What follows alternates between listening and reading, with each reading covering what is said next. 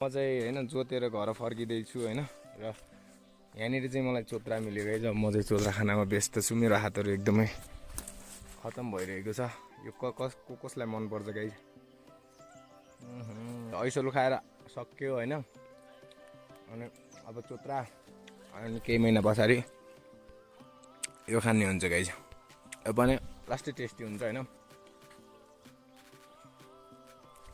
यति ठुलो दाना छ के होला। लास्ट बबाल आमामा यहाँ त यति धेरै पाकेछ हैन। हेर्नु त यति धेरै पाकिरहेछ यहाँ त। खोइ टेस्ट गरिदिउँ न थोरै हैन। फ्रुटहरू टन्नै पाइन्छ हौ गाउँमा हैन। कति कालो छ है। मिठो नै त गाई बबाल। अनि म चाहिँ चोत्रा खाएँ हैन। सो घर नजिकै आइपुग्दा फेरि मलाई के भेट्यो थाहा चाहिँ बाटोमा ऐसलु भेट्यो। गाउँ बस्दा यस्तो मिठो टाइम पास हुन्छ नि गाइज हैन।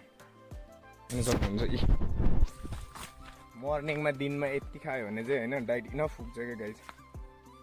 हैन अरू केही नि माछा मासु केही खानु पर्दैन। बबाल मजा आयो गाइज।